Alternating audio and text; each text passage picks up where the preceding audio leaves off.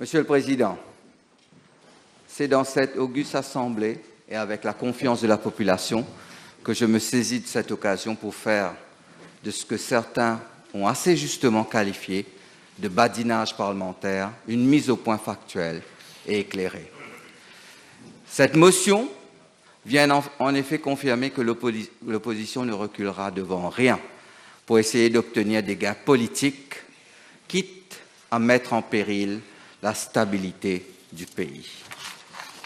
Nous l'avons vu durant la pandémie de la Covid-19 et maintenant avec les conséquences du conflit entre la Russie et l'Ukraine sur les économies du monde entier. Ce n'est donc qu'une énième tentative pour essayer de créer un climat de tension, de division et de doute dans notre pays. Ce jeu de dupes n'est pas le nôtre. De ce côté de la Chambre, guidés par la vision du Premier ministre, nous travaillons pour consolider la confiance de la population. Les Mauriciens le voient bien et le disent même. Pas plus tard que le week-end dernier, les partis d'opposition ont reçu une véritable douche froide avec la publication d'une étude d'opinion plus qu'embarrassante pour eux. Ce sondage qui les ramène à la réalité les crédite de seulement 5% des intentions de vote dans l'éventualité qu'ils parviennent à conclure une alliance entre eux. Et le leader de l'opposition a, tenez-vous bien, 2%. 2%, Monsieur le Président. Qui dit mieux? Monsieur le Président, j'en reviens au sujet de fond. Une fois n'est pas coutume, pour rendre compte de l'action de ce gouvernement, faudrait-il encore que cette dernière soit remise dans son juste contexte. Il y a maintenant 2 ans, une crise d'une magnitude jamais observée s'est abattue sur la planète. À Maurice, une double contraction, un secteur touristique à genoux et tout un écosystème socio-économique à préserver. L'économie mauricienne a ainsi subi 2 contractions successives. La première de 6,9% pour l'année fiscale 2019-2020 et la seconde, 5,4% pour l'année fiscale 2020-2021. En 2019 et 2021, le flux des touristes annuels est passé de 1 383 000 à un peu plus de 179 000, soit une chute vertigineuse de 87%. Au cours de cette période, le pays a ainsi enregistré un déficit de quelques 122 milliards de roupies en termes d'entrée de devises étrangères. À cela s'est rajouté le conflit russo-ukrainien, une crise sur une autre crise, pour reprendre l'expression consacrée par la directrice générale du FMI. Les disruptions énergétiques et alimentaires de la guerre viennent aujourd'hui s'ajouter aux perturbations économiques toujours en cours, avec à la clé une résurgence forte de l'inflation mondiale qui pèsera encore davantage sur les petits États insulaires comme Maurice. Ces chocs foudroyants qui auraient pu nous faire vaciller nous ont pourtant confortés dans notre philosophie, celle de placer l'humain coûte que coûte au cœur de notre stratégie. Ce n'est pas moi qui congratule l'action gouvernementale, mais bien le FMI lui-même. Monsieur le Président, on parle d'incompétence du gouvernement et le FMI, hasard du calendrier, est venu pour préparer l'article 4 à Maurice. Laissez-moi donc reprendre mot pour mot les conclusions de l'institution. Mauritius is gradually recovering from the pandemic. Large and comprehensive support measures helped cushion the social and economic impact of the pandemic. Most sectors have returned to pre-pandemic levels of economic activity and the tourism sector is gradually recovering. Monsieur le Président, à cela, permettez-moi de rajouter que le même FMI anticipe une croissance de 6,1% pour l'année 2022, sur la base de 800 000 touristes, tout en précisant que la performance pourrait être encore meilleure si l'objectif de 1 million de touristes est atteint. En effet, le FMI prévoit, tout comme les institutions locales, que chaque 100 000 touristes supplémentaires rapportera 0,6 points de pourcentage de croissance additionnelle.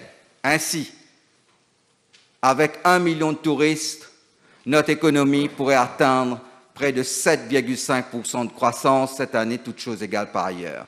Le PIB, le PIB de 2022 devrait atteindre 520 milliards de roupies, contre 498 milliards de roupies en 2019, dépassant la barre historique des 500 milliards de roupies. Enfin, et pour brosser un panorama complet de notre reprise économique, permettez-moi de préciser que notre trajectoire fiscale ainsi que le niveau de chômage à 7,8% en 2022 sont tous deux en baisse. Face à ces chiffres, il me semble bien difficile pour l'opposition de faire croire à la population que ce gouvernement ne relève pas le plus grand défi socio-économique de notre histoire. Nos concitoyens sont conscients des moyens exceptionnels déployés par le gouvernement à hauteur de 32% du PIB, selon la Banque mondiale, pour atténuer autant que possible l'impact de ces crises successives sur le pays. Et on nous parle, Monsieur le Président, de gaspillage, alors que nous avons financé à hauteur de 40 milliards de roupies pour les pensions et aides financières aux plus démunis, 28 milliards de roupies d'aide aux travailleurs en payant les salaires pendant la pandémie, 12 milliards de roupies pour les logements sociaux, 9 milliards de roupies pour les drains dans les régions les plus à risque, ou encore 8 milliards de roupies en subsides. La population saura aussi faire la différence entre les réalisations de ce gouvernement, de surcroît en temps de crise, et celles de l'opposition lorsque celle-ci était aux commandes du pays et avait la possibilité de changer les choses.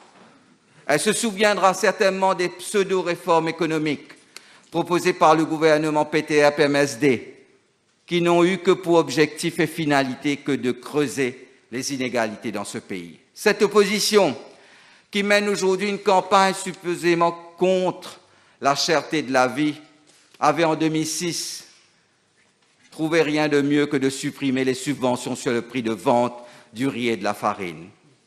Une mesure qui avait lourdement pénalisé le pouvoir d'achat des ménages à faible revenu et ceux de la classe moyenne. Mais ce n'était pas la seule mesure antisociale du régime PTR-PMSD de l'époque. La liste est encore longue, j'y reviendrai. Monsieur le Président, face à tant de démagogie, nous, de ce côté, nous parlons le langage de la vérité et de la solidarité. Nous avons été portés aux responsabilités pour défendre les plus vulnérables et la classe moyenne, les grands oubliés de l'ancien régime. Alors qu'ils étaient aux fonctions, dans un contexte mondial pourtant favorable, très favorable, ils avaient fait de la politique punitive et antisociale leur leitmotiv. Dois-je rappeler qu'ils n'avaient eu aucun scrupule à introduire le National Residential Property Tax, aboli le mécanisme des tripartites pour le paiement de la compensation salariale, arrêté la distribution de pain aux enfants dans les écoles, facilité les procédures de licenciement économique, ôter les subsides sur les frais d'examen de SI et de HSI, retirer les exemptions fiscales pour les contribuables sur les prêts, logements et les personnes à charge, réduire le seuil d'exemption de la TVA de 3 millions de roupies à 2 millions de roupies pour les PME, introduire un impôt sur l'épargne et enfin baisser, là on avait les moyens, baisser de moitié la taxe pour les plus fortunés. Je souligne que la moitié des ménages à l'époque touchaient moins de 8 000 roupies par mois et que la pension n'était que de 3 000 roupies. Monsieur le Président, ils n'ont eu de cesse que de favoriser les plus aisés et de pénaliser les plus faibles de notre société. Un manque de considération pour les Mauriciens, tout comme une aberration socio-économique. Alors que nous savons très bien qu'une politique de diminution des inégalités est in fine une politique de soutien à la croissance. Là encore, les chiffres parlent. Je l'ai dit et je le redis. Une augmentation des inégalités des revenus de 0,03 points de Gini entraîne une baisse de la croissance économique de 0,35 points de pourcentage par an. Monsieur le Président, en plaçant ce gouvernement aux responsabilités en 2014 et en 2019, les Mauriciens ont su faire la part des choses pour éviter à tout prix la dégringolade sociale et économique qui s'annonçait. Comme l'avait formulé Albert Einstein, l'avenir est un inconnu, mais un inconnu quelque peu prévisible. Pour deviner le futur, il faut d'abord se tourner vers le passé. C'est là que les graines de l'avenir ont été plantées. Les Mauriciens ont vu juste. Dans les rangs du gouvernement, nous leur disons merci pour cette confiance accordée et renouvelée. Dans la constance et la résilience, nous serons toujours aux côtés de la population. La population retiendra que c'est ce gouvernement, sous le leadership du Premier ministre Pravin Jugnauth, qui, au fil des années, a renversé les politiques régressives les unes après les autres, avec des grandes réformes économiques et sociales. Je pense notamment à l'avènement du salaire minimum, du negative income tax et de la progressivité du barème fiscal, du rétablissement du tripartisme et du renforcement des lois en faveur des droits et surtout de la dignité des travailleurs. Ce n'est pas tout. Nous avons aussi à notre actif l'augmentation de la pension de retraite de base de 3 623 roupies à 9 000 roupies. Et l'augmentation des autres pensions de base, y compris la pension d'invalidité, représentant presque 40 milliards de roupies. L'introduction d'une subsistence allowance scheme pour les familles vivant dans la pauvreté absolue. Le paiement d'une compensation salariale intégrale en 2015 et 2022. Le paiement du PRB en 2016 et 2021. L'éducation tertiaire gratuite pour nos jeunes dans les institutions publiques, les subventions pour les frais d'examen de SI et de HSI, la distribution d'eau potable gratuite pour les ménages qui consomment jusqu'à 6 mètres cubes d'eau par mois, le maintien, malgré la difficulté, du transport gratuit pour les étudiants et les personnes âgées et l'augmentation des subsides sur le riz, la farine et le gaz ménager. Durant la pandémie, pour protéger les salariés du secteur privé et les travailleurs indépendants, le gouvernement a financé le Wage Assistance Scheme et le Self-Employed Assistance Scheme pour plus de 27 milliards de roupies. Les petits entrepreneurs, eux, ont pu bénéficier de facilités de financement à taux zéro de la DBM pour maintenir leurs activités. Pour restituer le pouvoir d'achat et la dignité des Mauriciens, ce gouvernement a doublé le budget du welfare state par rapport à 2014, sans compter les subventions que nous octroyons depuis juillet de l'année dernière sur les 7 produits les plus consommés pour les ménages au coût de 1,5 milliard de roupies. Et le leader de l'opposition nous parle de gaspillage.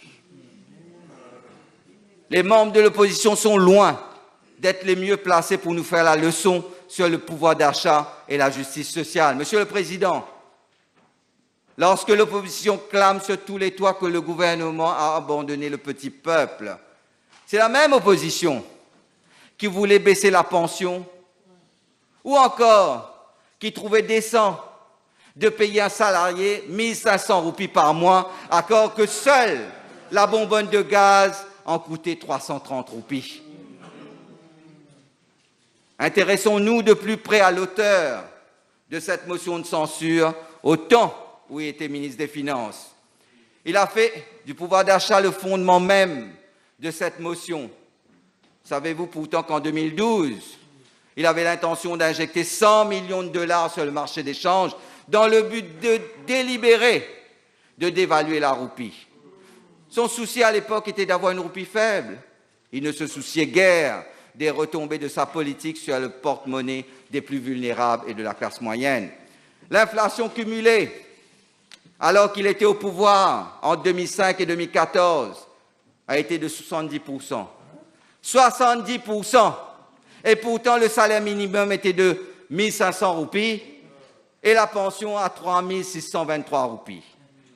Et la compensation, quand il était ministre des Finances, était de 175 roupies, Monsieur le Président, alors que l'inflation était à presque 7%. Nous, Monsieur le Président, de ce côté de la Chambre, avons proposé une compensation salariale de 500 roupies en 2021, alors que le taux d'inflation n'était que de 4%. Et cela dans un contexte économique particulièrement difficile, avec seulement 179 000 touristes. Monsieur le Président, alors qu'il n'y avait ni crise sanitaire ni guerre en Europe, ni choc pétrolier et alimentaire, et que l'économie mondiale était en pleine expansion, le taux de chômage en 2012 et 2013 était à 8%.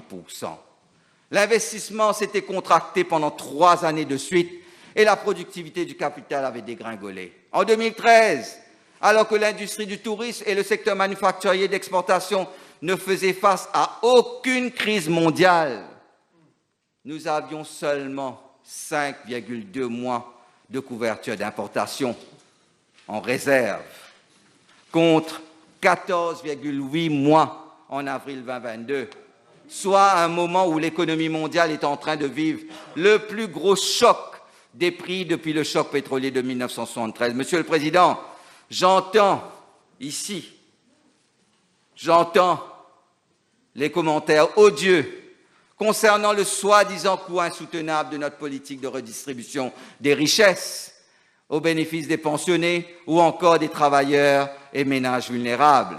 Mais rares sont ceux qui osent pointer du doigt l'impact négatif et bien réel de la hausse des inégalités sur la croissance économique. Dans la lignée des études empiriques de l'OCDE et du FMI, que j'ai souvent mentionnées, la corrélation entre hausse des inégalités et baisse de la croissance économique est indiscutable.